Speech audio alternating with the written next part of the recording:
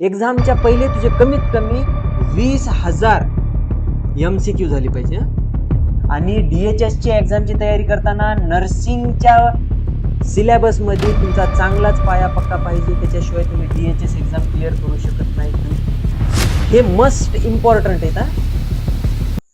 जय हिंद मित्रांनो, कसे आहात तुम्ही? तर आज आपल्याला बघायचे DHS ची एक्झाम, त्याच्या रिलेटेड जे क्वेश्चन्स पडतात लेकरांना, की कशी एक्झाम असते, एक्झामचं पॅटर्न काय असते, एक्झाम मध्ये कोणते कोणते सब्जेक्ट असतात, एक्झामची तयारी कशी करावं, त्याच्यासाठी पुस्तक कोणते वापरावं, ह्या सगळ्या क्वेश्चन्सचं आन्सर आज तुम्हाला ह्या व्हिडिओमध्ये भेटणार आहे.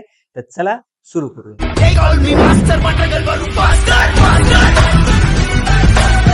DHS मध्ये मग DHS ची एक्झाम देऊन आपल्याला नोकरी कुठं करता येते? जिल्हास्तरीय रुग्णालय असो, त्याच्यानंतर तुमचा तालुकास्तरीय रुग्णालय असो, है ना, त्या ठिकाणी तुम्हाला जॉब करता येते DHS ची एक्झाम देऊन.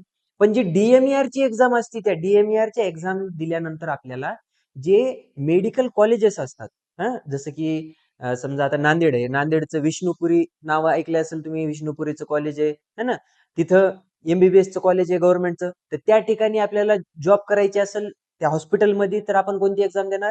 DMER देणार. DHS आणि DMER दोघांचा सिलेबस सारखाच आहे. मी तर एक गोष्ट क्लिअर करायला, DHS असो DMER असो, दोघांचा सिलेबस सारखाच आहे, फक्त एक्झाम पॅटर्न वेगळा. लक्षात यायला काय म्हणाले मी?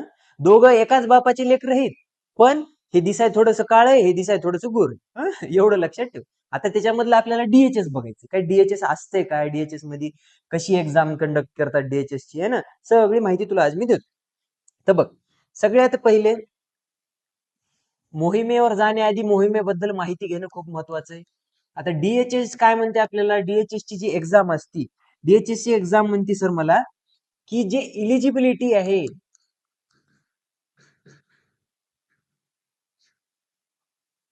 इलिजिबिलिटी काय आहे बाबा DHS ची एक्झाम देण्यासाठी? आता हे सगळ्यात पहिला प्रश्न आणि सगळ्यात महत्वाचा प्रश्न. नुसता अभ्यास करू करू परेशान आहे तू, आणि तुला माहितच नाही इलिजिबिलिटी तू आहे इलिजिबल का नाहीये. तुझं अजून रजिस्ट्रेशनच आलं नाही, तुझी अजून डिग्रीच झाली नाही, आणि तो मोकार त्रास तो मागी, है ना, कायचा? सर मला DHS द्यायची, सर मला DHS द्यायची. पण तू DHS साठी एलिजिबल आहे की नाही माहिती का तुला? नाही. कसं माहित होणार सर? सर सगळ्यात आधी इलिजिबिलिटी काय म्हणते माहिती का याची? एक तर तुमचं GNM पाहिजे. काय पाहिजे तुमचं? GNM पाहिजे, किंवा सर और तुमची BSc नर्सिंग पाहिजे. BSc नर्सिंग पाहिजे.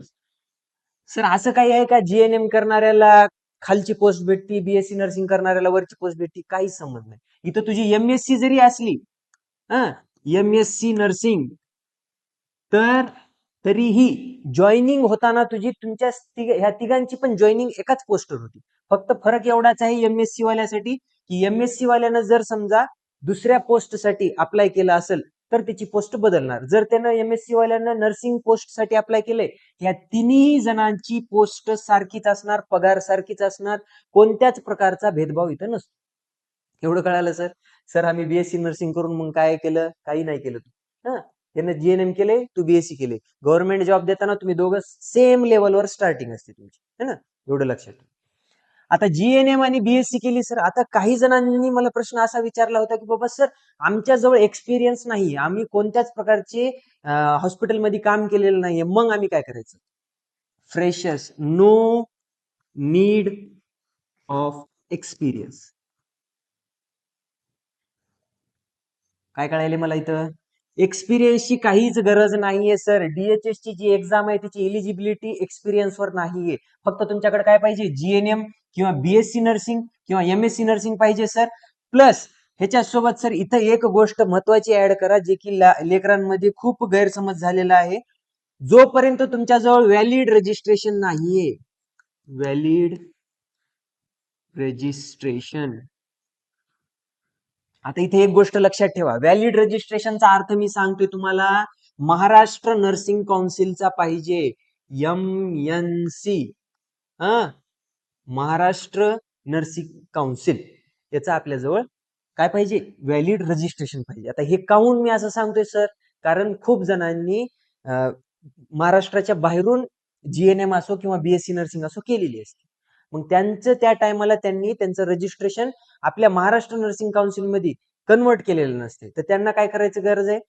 फॉर्म भरण्याच्या आधी त्यांनी स्वतःचं रजिस्ट्रेशन महाराष्ट्र नर्सिंग काउन्सिल मध्ये काय करायचं, कन्वर्ट करून घ्यायचं, त्याच्यानंतर फॉर्म भरायचं. ओके, एवढी गोष्ट कळाली. सर माझ्याजवळ एक तर जीएनएम पाहिजे किंवा बीएससी नर्सिंग पाहिजे, एक गोष्ट ह्या दोघांमधली.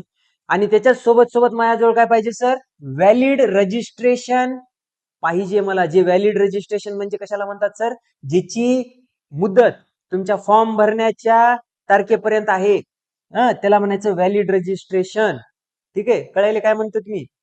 ठीक आहे. आता सर माझ्याजवळ व्हॅलिड रजिस्ट्रेशन आहे, जीएनएम आहे किंवा बीएससी आहे सर, हे झाला माझा इलिजिबिलिटी काही.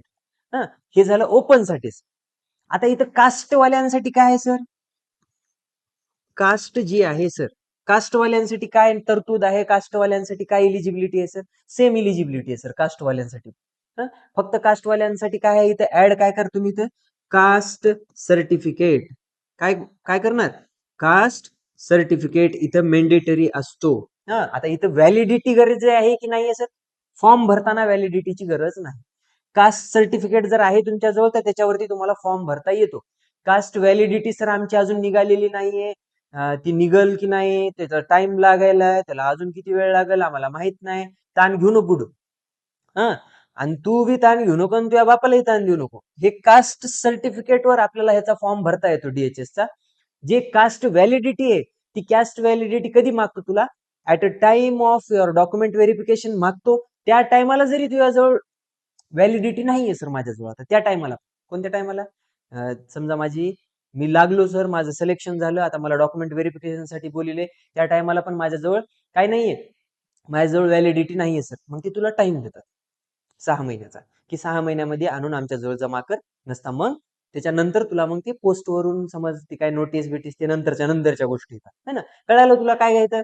इलिजिबिलिटी मध्ये तुझे मेन इलिजिबिलिटी काय, जीएनएम आहे, बीएससी नर्सिंग आहे, त्याच्यासोबत व्हॅलिड नर्सिंग रजिस्ट्रेशन. आता इथं एखादे काही बांधगुळ अजून माझ्या मागे लागतील, सर आमचं जीएनएम झाले आणि त्याच्यावर आम्ही पीबी केली, पोस्ट बीएससी.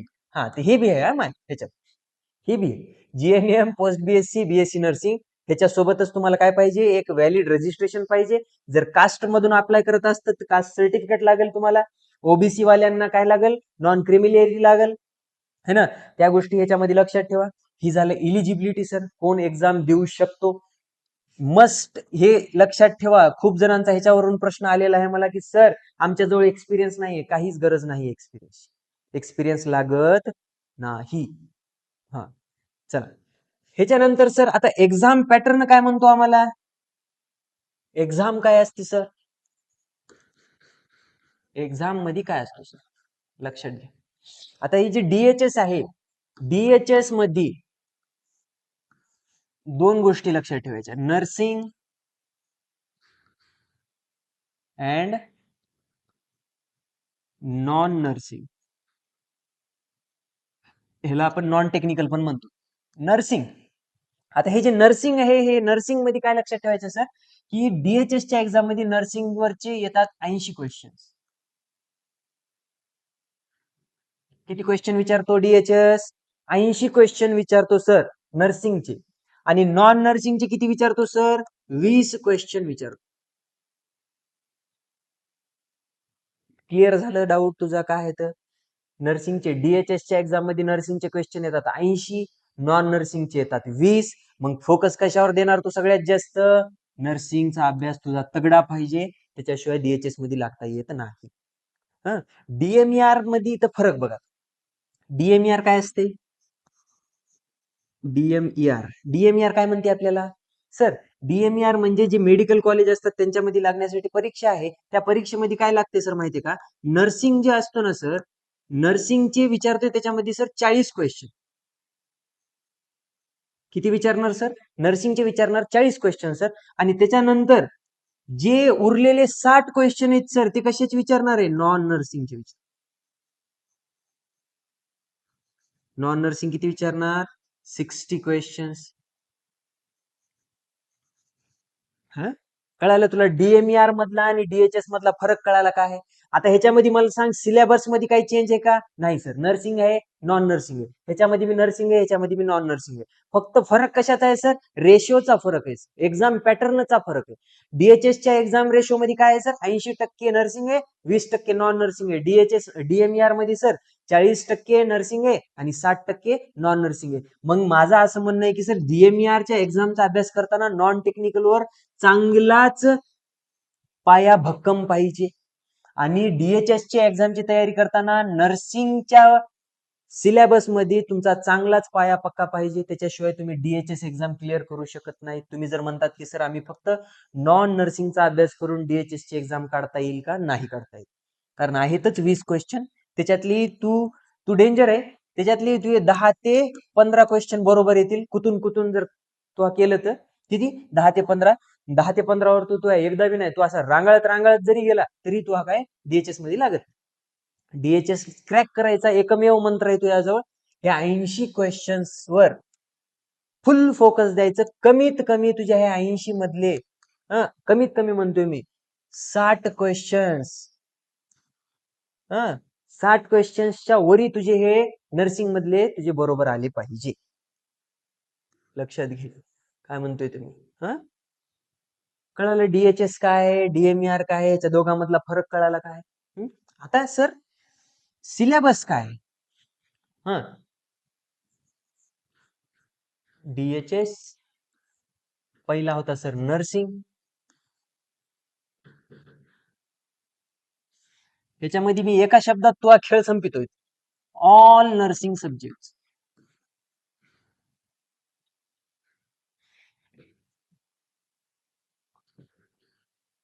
काय आहे ह्याच्यामध्ये ऑल नर्सिंग सब्जेक्ट. आता सर सगळेच वाचायचे का? 4 वर्ष काय काशी घातली का आपण कॉलेजमध्ये जाऊन? गोट्या खेळल्या का? नाही. काय केलं मग? नर्सिंगचाच अभ्यास केला सर. तेच जेवढे 4 वर्षामध्ये GNMच्या 3 वर्षामध्ये BSCच्या 4 वर्षामध्ये जेवढे सब्जेक्ट शिकलास तेच पूर्ण सब्जेक्ट इथे विचारणार तू. कशामध्ये? DHS असो DMER असो. फक्त नर्सिंग ऑल नर्सिंग सब्जेक्ट विचारणार आहे. किती आहेत सर? 80 क्वेश्चन येणार आहे त्याच्यावरून सर ऑल नर्सिंग सब्जेक्ट. आता सर आम्हाला आता तुम्ही थोडीशी आहे ना थोडं थोडं एवढंच उगा आम्हाला आहे की नाही सांगा ना कोणते सब्जेक्ट लई महत्वाचे आहेत म्हणजे आम्ही थोडं त्याच्यावर जास्त भर टाकू. एकदम 100% तुला मी सांगणार. लक्षात घे. सगळ्यात पहिले बापू लोक काही म्हणत असतील पण आपला पॅटर्न थोडासा वेगळा आहे. आपण काय म्हणतात माहिती का? आपण म्हणतात सगळ्यात पहिले सगळ्यात जास्त फोकस FON वर द्या. फाउंडेशन ऑफ नर्सिंग वर द्या. आता असं काऊन म्हणतोय मी? कारण हल्ली जे DHS ची एक्झाम 2023 मध्ये झाली ती एक्झाम तुम्ही काढून बघा. सिनेरिओ बेस्ड क्वेश्चन जास्त विचारले, पोझिशन्स वर प्रोसिजर्स वर क्वेश्चन जास्त विचारले as compare to theoretical knowledge. Theoretical वर क्वेश्चन विचारायले पण कंबाईन करायले. FONच्या पोझिशन सोबत FONच्या प्रोसिजर्स सोबत काय करायले ते थेरोटिकल क्वेश्चनला कंबाईन करायले. जर उदाहरणामध्ये समजा कोणाला ब्रेथलेसनेस झालंय त्याला कोणती पोझिशन देणार? आता हे रेस्पिरेटरी डिस्ट्रेस आहे, MSN चा क्वेश्चन आहे, पण कंबाईन कोणासोबत केलंय ना? FON सोबत केले सर. पोझिशन विचारली कोणती द्यायची? प्रॉप्ड पोझिशन द्यायची, फाउलर्स पोझिशन द्यायची, फ्लॅट पोझिशन द्यायची, प्रोन पोझिशन द्यायची. ठीक नाही ह्याच्यामध्ये बघ कळालं का तुला कसं रिलेशन व्हायला. तर त्याच्यामुळे FON सगळ्यात पक्क करतो. त्याच्यानंतर काय करणार सर मी? त्याच्यानंतर सर MSN आहे, मेडिकल सर्जिकल नर्सिंग. आता नवीन ह्याचं नाव झालंय अडल्ट हेल्थ नर्सिंग ज्याला म्हणायला लेकर ते कर सर. MSN मध्ये बघ मला म्हणणं आहे तुला हे MSN एवढं महत्वाचं आहे. ह्याच्यात बी असं टिक कर. ह्याच्यामधून बी सगळ्यात जास्त महत्वाचं म्हणलं MSN. ह्याच्यानंतर काय करणार सर? FON झाला, MSN झाला सर. ह्याच्यानंतर सर तुम्ही आतापर्यंत ज्याचं सगळ्यात जास्त नाव ऐकलं असेल OBGYN. OBGY नसती obstetric and gynaecology in nursing ह्याच्यावरती अभ्यास करणं. आता मी FON सगळ्यात वरील OBGY तिसऱ्या नंबरला काय ठेवला सर? हा सब्जेक्ट थोडासा हार्ड जातो लेकरांना. ज्या लेकरांनी आतापर्यंत कोणत्याच प्रकारचा अभ्यासाला हात लावलेला नाहीये ते डायरेक्ट त्यांच्या मनात स्वप्न आलं की आज आपल्याला गव्हर्नमेंट जॉब घ्यायची, ताण घ्यायचा नाही, तुला भेटणार. फक्त तू हे फॉलो कर. तू जर डायरेक्ट OBGY हातात घेशील ना कुठं तो रिटा मोकळा होते. काऊन होते माहितीये का? माय OBGYच्या टर्मिनॉलॉजी OBGYचं बेसिक तू पक्क नाहीये. तू डायरेक्ट OBGY हातात घ्यायला मग तुला डायरेक्ट कार्यक्रम होणार. मग त्याच्यासाठी काय करायचं सर? त्याच्यासाठी सर FON पासून चालू करायचं. FONचा अभ्यास आधी चालू करायचा, त्याच्यानंतर MSNचा अभ्यास करायचा, त्याच्यानंतर OBGYचा करायचा सर. आणि जोपर्यंत OBGY पूर्ण कम्प्लीट होत नाही सर माझी तोपर्यंत मी चाइल्ड हेल्थ नर्सिंग हातामध्ये घेणार नाही सर. कोणता? चाइल्ड. अजून CHN लिहिलं तर कम्युनिटी म्हणशील तू be danger. Child health nursing. 4 subject झाले सर. चाइल्ड एफ-एन झाला, एम-एस-एन झाला, ओबीजीवाय झाला सर, चाइल्ड हेल्थ नर्सिंग झाला सर. ह्याच्यानंतर कोणता येणार सर? ह्याच्यानंतर येणार तुझा सायकेट्रिक.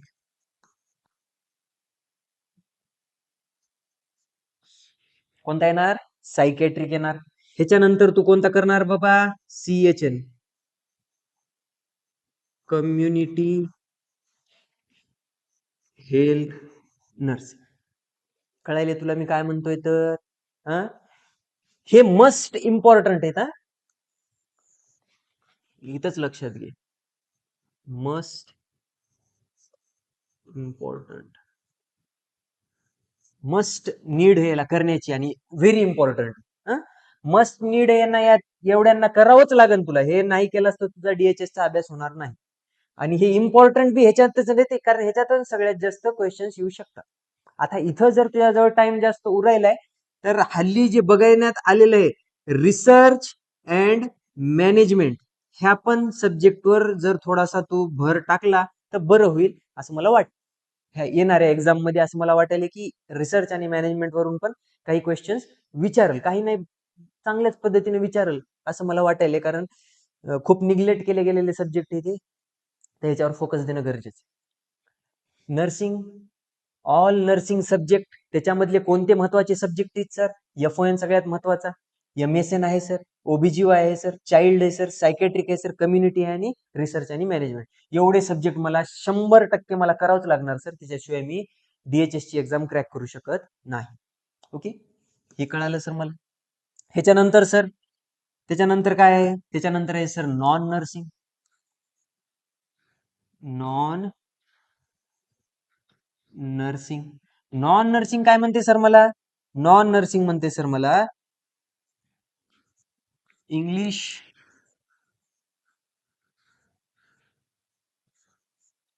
मराठी, बुद्धिमत्ता, त्याला गणित म्हणा, रिझनिंग म्हणा तुम्ही. हा, गणित. ठीक आहे, ह्याच्यावरून तुम्ही 5-5 क्वेश्चन इच पकडा, 20 क्वेश्चन ह्याच्यावरून विचार. नॉन नर्सिंग वरचे 20 क्वेश्चन, 5 गणित इंग्लिशचे विचारल, 5 मराठीचे विचारल, 5 बुद्धिमत्ता, 5 गणित आणि रिझनिंगचे विचारल. हे झाले तुमचे 20 आणि हे झाले तुमचे 80. अशा पद्धतीनं तुम्हाला नर्सिंगचा सिलेबस, सॉरी, तुम्हाला DHSचा सिलेबस बघायला भेटेल.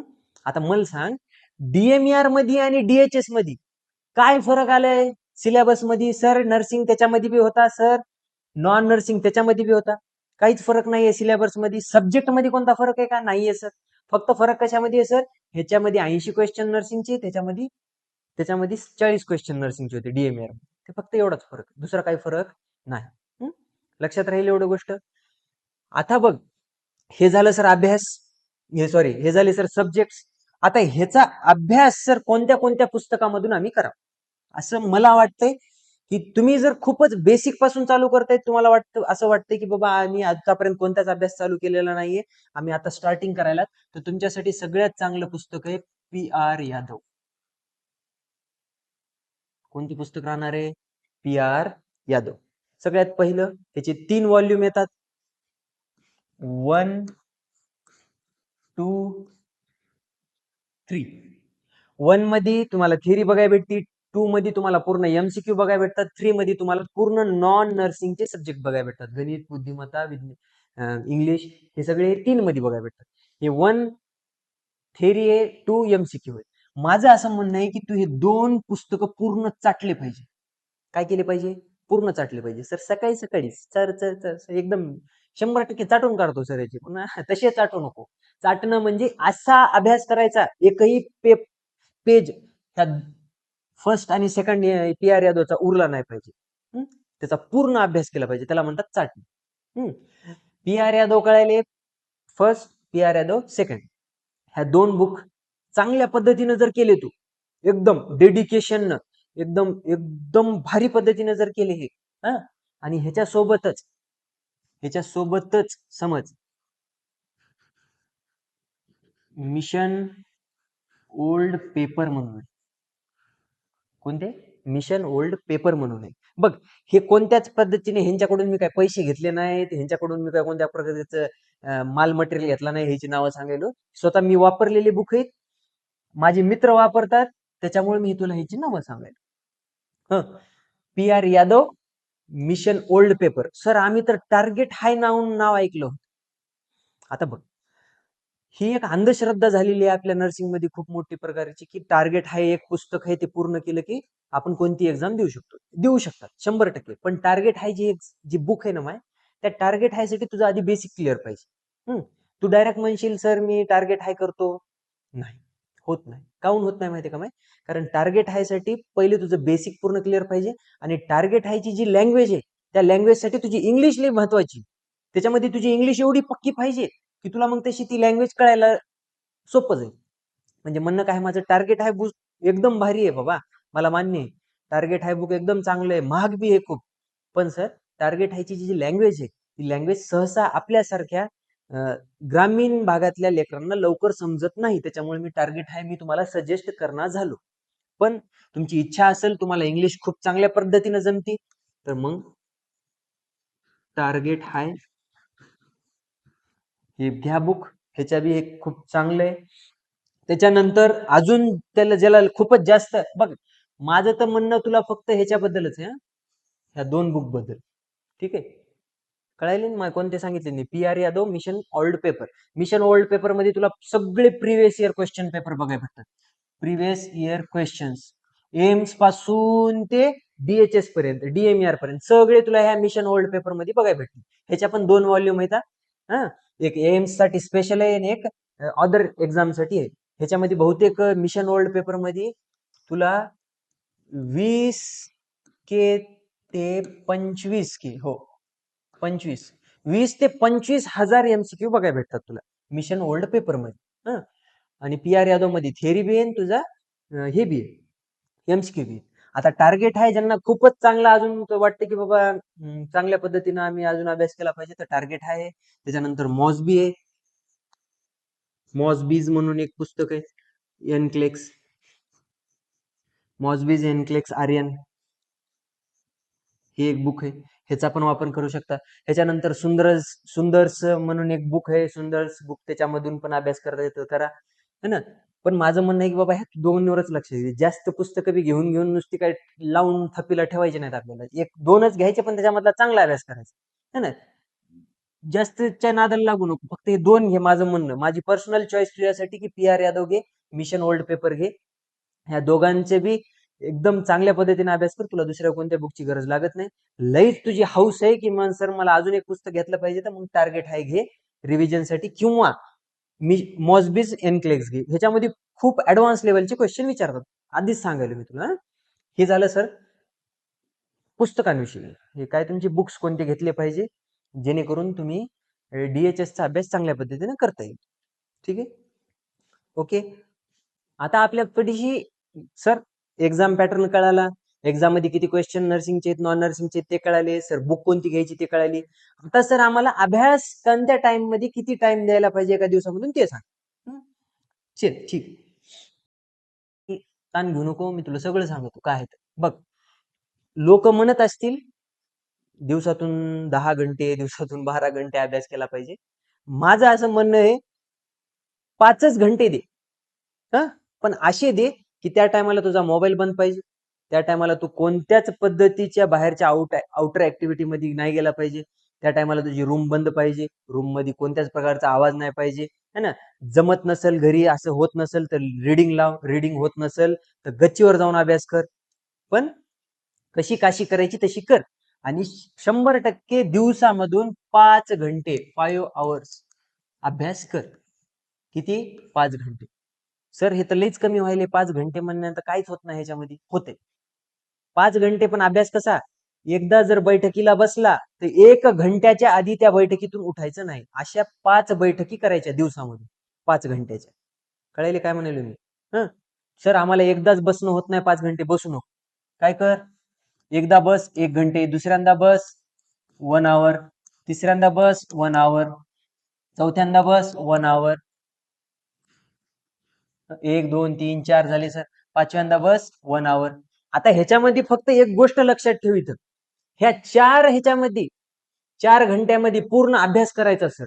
ह्या 4 घंट्यामध्ये काय करायचं, ह्याच्यामध्ये एमसीक्यू कर, थेरी कर, काय करायचे ते कर. फक्त हे जे लास्टचा 1 घंटा आहे, हे 1 घंटा रात्री झोपायच्या आधी द्यायचं. कधी द्यायचं सर? रात्री झोपण्याच्या आधी. रात्री झोपण्याच्या आधी काय करायचं सर याच्यामध्ये? सर मस्त पिक्चर लावायचा आणि मस्त बघत बसायचं. ताणच नाही सर. 1 घंटा रात्रीचा पिक्चर लावून मस्त नसतं तारक मेहता लावायचा सर आणि चालू द्यायचं आपलं. टप्पू के पापा. मग टप्पू के पापा येतात बीएचएसच्या एक्झाम मध्ये पेपर द्यायला. रात्री झोपायच्या आधी मग काय करायचे सर? रात्री झोपायच्या आधी ह्या 4 घंट्यामध्ये जेवढं काही वाचलंय तू, पहिली गोष्ट तर या 4 घंट्यामध्ये अभ्यास करताना शॉर्ट नोट्स बनवायच्या. शॉर्ट नोट्स बनवायच्या एका पेजवर, अशा अशा पेजवर बनवायच्या. शॉर्ट नोट्स बनवायच्या म्हणजे 1 लाइनर नोट्स बनवायच्या अशा. ठीक आहे. भापट पसारा लिहत बसायचं नाही. Coronary artery, size N T. Coronary आर्टरीचं मेन काम आहे blood supply to the wall of heart. हे लिहिलं बसायला, विषय संपला. टेंडलबर्ग पोझिशन किती असते सर? हेड डाऊन, फुटली अप अशी पोझिशन असते. लिहून टाकलं, संपला विषय. सर त्याच्यानंतर सक्शनिंग कशी करायची सर? अशी करायची सर. ठीक. सक्शनिंग किती सेकंदाहून जास्त नाही करायची सर? 10 सेकंदाहून जास्त नाही करायची सर. त्याच्यानंतर सक्शनिंग कोणत्या कोणत्या पेशंटला नाही करत सर? ज्याला बेसल स्कल फ्रॅक्चर आहे त्याच्यामध्ये स्कल सक्शनिंग करत नाही सर. संपला विषय. म्हणजे 1 लाइनर टाईप अभ्यास करायचा. 1 लाइनर टाईप शॉर्ट नोट्स काढायचे. हे काढलं बापू. हे ज्या नोट्स आहेत ह्या नोट्स रात्री रिव्हिजन करायचा रोज. रोज काय करायचा? ह्या 4 घंट्यामध्ये जेवढं वाचायला असते 4 घंट्यामध्ये हे रात्रीच्या झोपण्याच्या आधीच्या 1 घंट्यामध्ये ते पूर्ण नोट्स ज्या बनलेल्यास त्या बनलेल्या नोट्स रिव्हिजन करायची. ठीक आहे. कळायले मी काय म्हणतोय? तर 5 घंटे दिवसातला अभ्यास करायचा. त्याच्यामध्ये सर 4 घंटे पूर्ण अभ्यास आणि शॉर्ट नोट्स बनवणार सर मी. बघ कधी बी लक्षात ठेव, 10 वाचलेलं आणि 2दा लिहिलेलं, दोनदा लिहिलेलं जास्त लवकर लक्षात राहते 10 वाचण्यापेक्षा. म्हणजे नुसतं वाचत बसायचं नाही. वाचलेलं एका पेजवर किंवा एका वही कर किंवा एक असे हे बनव, त्याच्यावरती लिहून काढ. ते लिहिलेलं रात्री झोपण्याच्या आधी 1 तास त्याला द्यायचा आणि जेवढं तू ह्या 4 घंट्यामध्ये लिहिलेलं होतं, जेवढं तू 4 घंट्यामध्ये अभ्यास केलेला होता, ते पूर्ण अभ्यास रिव्हिजन करून टाकायचं. हे झालं तुझा स्टडी प्लॅनिंग. काय झाली? Study planning. सर आता माझं म्हणणं असं आहे की एक्झामच्या पहिले बिफोर एक्झाम तुझे कमीत कमी बाळा, एक्झामच्या पहिले तुझे कमीत कमी 20,000 एमसीक्यू झाली पाहिजे. किती झाली पाहिजे? 20,000 एमसीक्यू. आता तू कसे करायचे? दिवसातून सर मी 10 करू का, दिवसातून 100 करू का, दिवसातून 200 करू, हे तुझ्यावर. या 4 घंट्यामध्ये तू कशी काशी घालायची तशी घाल. पण एक्झामच्या पहिले 20,000 एमसीक्यू तुझे झालेच पाहिजे. सर एवढे एमसीक्यू कुठून आणाव? मी आता सांगितले हे 2 बुक, ह्या 2 बुक मध्ये तुला 40,000हून जास्त एमसीक्यू बघायला भेटतात. किती हजारहून? 40,000हून जास्त. तर मी तुला करायलाच किती सांगायलो? फक्त 20,000 एमसीक्यू करायचे. 20,000 एमसीक्यू करणार तू 100%. आणि हे 20,000 एमसीक्यू केल्यानंतर मला तू स्वतः सांगणार एक्झाम दिल्यानंतर, सर ज्या 20,000 एमसीक्यू मी केले होते त्याच्यामधून त्याच्या बाहेरून एकही क्वेश्चन आला नाही. आपली गॅरंटी तुला. काऊन गॅरंटी एवढी द्यायलो? कारण केलेली आहे, स्वतःहून ही टेक्निक वापरलेली आहे. त्याच्याशिवाय मी तुला सांगणार आहे. ह्या टेक्निकचा वापर तू बी कर. आता तू म्हणशील सर हुबेहूब तसेच क्वेश्चन आले पाहिजे एक्झाम मध्ये. ते मग सासरा नाही ना. ते सासरा असला असता ना तर तिच्या पोरीला म्हणून, म्हणजे माझ्या बायकोला म्हणून तिला म्हणायला लावलं असतं तिच्या बापाला की बाबा असे क्वेश्चन टाक, है ना. ते मग सासरा नाही. मग क्वेश्चन 20,000 करायला म्हणजे काय व्हायला याच्यामध्ये तुला प्रत्येक टाईपच्या क्वेश्चनचा अनुभव येईल. मग काय होते सर, तिथं जे प्रश्न विचारते ना माहिती, तिथे प्रश्न ह्याच 20,000मधून विचारते, फक्त थोडीशी लँग्वेज चेंज कर, है ना. तेवढी लँग्वेज तू हे 20,000 जेव्हा क्वेश्चन करतो ना, तुला ऑटोमॅटिक कशी आलतं पालतं सोयीचं आडवं तिडवं कसंही प्रश्न विचारू दे, तू ह्या 20,000 क्वेश्चनच्या नंतर 100% त्या क्वेश्चनला तू अटेम्प्ट करू शकतो. ही माझी गॅरंटी आहे तुला.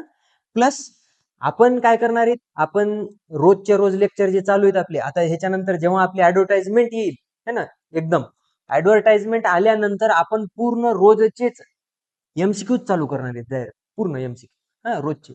म्हणजे 100 मी एमसीक्यू घेईल, 100 साखरे सर एमसीक्यू घेतील, 100 राहुल सर एमसीक्यू घेतील, म्हणजे 300 एमसीक्यू तर तुझे ह्याच्यामध्येच व्हायलेत, समज लेक्चर मध्येच कम्प्लीट व्हायले. त्याचा ताण घेऊन हे 20,000 कम्प्लीट करण्याचं बी आपल्या मागेच भांडवल आहे. आपणच करून देणार तुला हे बी कम्प्लीट. कसा अभ्यास करायचे कळालं?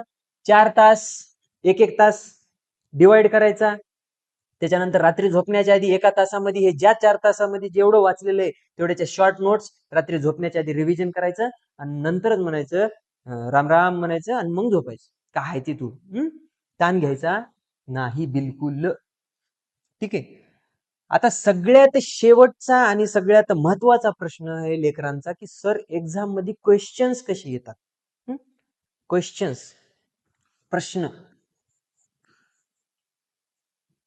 आता कधी बी लक्षात ठेवा, प्रश्न जे कोणी घेऊ द्या, तर टीसीएस ने घेऊ द्या, आयबीपीएस ने घेऊ द्या, पण सहसा म्हणायले तर खूप जण की एमपीएससी घेईल, कोणीही घेऊ द्या, या तिन्ही मध्ये कोणीही घेऊ द्या, एक्झाम कोणीही घेऊ द्या, काही फरक पडत नाही त्याचा. एक्झाम काय आहे त्याच्यावर महत्व आहे. टीसीएस ने घेऊ द्या, आयबीपीएस ने घेऊ द्या, एमपीएससी ने घेऊ द्या, तुमचे जे प्रश्न असणार ते मध्यमच असणार. मध्यम ते कठीण, ज्याला मीडियम टू हार्ड म्हणतात आपण. काय म्हणतात? Medium to hard. मध्यम ते कठीण प्रश्न विचारते. म्हणजे उदाहरणामध्ये सर एकदम पूर्णच्या पूर्ण पेपरच हार्ड आलाय असं होते का? नाही सर. पूर्णच्या पूर्ण पेपरच सोपा आलाय सर असं होते का? नाही. काही प्रश्न मध्यम विचारते, काही प्रश्न कठीण विचारते. म्हणजे काही प्रश्न हार्ड, काही प्रश्न मीडियम विचारते. हे एक्झाम पॅटर्न तुला आज बघायला भेटेल डीएचएस मध्ये. तू म्हणशील सर सोपे एकही नसतात का? आता ते जे तुझं जे मोकार आपल्या आरोग्य मंत्र्यांनी कॉलेज वाटलेली आहेत की नाही, जीएनएम चे, बीएससी चे, है ना, मागलच्या 3-4 वर्षामध्ये तो पाहत असशील, गल्ली खनीस एक नर्सिंगचं कॉलेज ओपन व्हायले. हर घर नर्स मोहीम राबविलेली आहे आपल्या आरोग्य मंत्र्यांना. त्याचं म्हणणं आहे की घराच्या बाहेर माणूस गेलाच नाही पाहिजे, घरातच एक नर्स असली पाहिजे जिने तिच्या घरच्याची सगळ्याची दुकान लावली पाहिजे. तिला मोप काही येईना, पण ती उगच छाताड दाबू दाबू परेशान आहे. का? सीपीआर शिकलाय ती. शबास. बघ, सॅच्युरेशन वाढले तर सॅच्युरेशन वाढल्यामुळं पोस्ट कमी, लेकर जास्त. सगळ्यांना जर पैकीच्या पैकी मार्क पडले तर ते सगळ्यांना घेणार आहे का? नाही. मग ते काय करणार बापा? सोपे प्रश्न विचारेल का तुला? नाही विचारत सर. काय करते मग ते? मध्यम ते कठीण प्रश्न विचारते सर. आता तू बाहेर येऊन धडधडा रडायला लागला सर लईच हार्ड क्वेश्चन होते, शक्यच नाहीये. पूर्णच्या पूर्ण पेपर हार्ड येत नसतो, पूर्णच्या पूर्ण पेपर सोपा येत नसतो, मधात असतो पेपर. पेपर न्यूट्रल असते, कधी बी लक्षात ठेवायचा. आणि जर लईच हार्ड तुया शिफ्ट मध्ये पेपर आला तर त्याच्यामध्ये तर तुला ते नॉर्मलायझेशन तर आहेच त्यांना. ते नॉर्मलायझेशनचे थोडे बहुत मार्क भेटतात. नसता तू नशीब एवढं खराब, तू नशीब एवढं पालत्या पायाचे, शिकाय लई जणांचे मार्क वाढले पण तुझे मार्क काय होतात? कमी होतात नॉर्मलायझेशन मध्ये, है ना. ते सोडून दे. प्रश्न कसे असणार? मध्यम ते कठीण असणार. आता इथं एक माझा एक सल्ला म्हणा किंवा मला एक जे अनुभव आलेला आहे ते अनुभव म्हणा, है ना, त्याच्यावरून मी असं सांगू शकतो तुम्हाला की बाबा सिनेरिओ बेस्ड क्वेश्चन सध्या जास्त विचारायचे. सिनेरिओ बेस्ड क्वेश्चन्स म्हणजे उदाहरणामध्ये समजून घ्या की एक तुम्हाला एक परिस्थिती देणार, बाबा पेशंट आलाय तुमच्या जवळ, है ना. पेशंट समजा तुम्ही हॉस्पिटलमध्ये काम करायला, तुमच्याजवळ एक खूप रक्तस्राव झालेला म्हणजे ब्लिडिंग झालेला पेशंट तुमच्याजवळ आलाय. तर सगळ्यात आधी तुम्ही काय करणार त्या पेशंटचं, है ना. आपण आपण अशी डोके लावतात भारी भारी, सर सलाईन लावणार, हे करणार, ते करणार, डीसी देणार सर, शॉक देणार, फलानं करणार, ढिमकानं करणार. त्याच्या आधी काय करणार माहिती तू? त्याच्या आधी सगळ्यात सोपं काम आहे, काका, ओ काका, आवाज येते का काका? म्हणजे काका रिस्पॉन्सिव्ह आहेत का अनरिस्पॉन्सिव्ह आहेत, कॉन्शियस आहेत का अनकॉन्शियस आहेत, हे बघावं लागतंय. पाय बरं, प्रश्न काय होता? आलंय काय उत्तर? Check the responsiveness, check the level of consciousness. हे काय आहे? सिनेरिओ बेस्ड क्वेश्चन म्हणतात. ह्याच्यामध्ये काय असते माहिती का? सिनेरिओ बेस्ड क्वेश्चन मध्ये चारीच्या चारी पर्याय बरोबर असतात तुझे. फक्त तुला हुडकायचं असते की सगळ्यात चांगला पर्याय कोणता आहे, सगळ्यात पहिली घेतली जाणारी स्टेप कोणती आहे. पेशंट जर आला तर पेशंट कॉन्शियस आहे का नाहीये, जीसीएस चेक करतात. त्याच्यानंतर ब्लड शुगर चेक करायची. पाताळामध्ये घुसलेला असेल तर डेक्स्ट्रोस लाव. त्याला हायपोटेन्शन मध्ये असेल तर थोडस फ्लुइड लाव, है ना. हे सगळ्या गोष्टी कराव्या लागतात. आता काही काही टायमाला काय विचारते माहिती का? पेशंट हॅज अ हायपोटेन्शन, म्हणजे पेशंटला कमी रक्तदाब आहे त्या टायमाला तुम्ही काय करणार? आपल्याला काय डोक्यामध्ये असते आपल्या, सर सलाईन लावणार, कोणी म्हणते आरएल लावणार, कोणी म्हणते एनएस लावणार, जे काही लावणार. पण ते लावण्याच्या आधी काय करावं लागते माहिती? ते लावण्याच्या आधी आयव्ही कॅथ लावावं लागते, हे की नाही? असा प्रश्न आल्यावर मग काय सर, सगळेच ऑप्शन बरोबर होते सर. फक्त सगळ्यात पहिले काय करावं लागते? आयव्ही कॅथ लावावं लागते सर, कॅनोला लावावं लागते, त्याच्यानंतरच मी सलाईन देऊ शकतो. तोंडातून पाहिजे आहे का सलाईन मी त्याला? नाही पाहिजे येत. अशा टाईपचे क्वेश्चन्स जास्त विचारायले. कंबाईन क्वेश्चन्स विचारायले, ते पण तुला मी सांगायला 2 सब्जेक्टला कंबाईन करून पण क्वेश्चन विचारायले सहसा. मग त्या हिशोबाने अभ्यास कर. माझं म्हणणं एवढंच आहे तुला, की काहीही कर, एक्झाम देताना फक्त तुझ्या मनामध्ये एवढा कॉन्फिडन्स असला पाहिजे की बाबा मी 20,000 क्वेश्चन्सचा रिट्टा मोकळा केलाय, हे एक पेपर माझा रिट्टा मोकळा करू शकत नाही. त्या हिशोबाने अभ्यास कर, हे सांगितलेल्या रणनीतीचा फॉलो कर. ही सांगितलेली रणनीती जर चांगल्या पद्धतीने वापरली ना, मी सांगायला तुला, मी स्वतः हीच म्हण, हे टेक्निक म्हण किंवा हे जे रणनीती आहे म्हण, ह्याचा वापर करून मी जिकटं कुठं आलेलो आहे ह्याच्यामुळेच आलेलो आहे. तर तू पण ह्याचा फॉलो कर, ह्याला 100% रिझल्ट भेटणार. आणि काही अडचण असली तर बिंदास्त आपल्याला मेसेज करायचा, व्हॉट्सअपवर, इंस्टाग्रामवर, कुठेही आपण मेसेजचा रिप्लाय देतो. ठीक आहे. काही अडचण असेल तर कमेंट बॉक्स मध्ये सांगा. ओके, तर भेटूया पुन्हा नवीन अशाच एखाद्या अपडेट सोबत, नवीन माहिती सोबत. तोपर्यंत जय हिंद.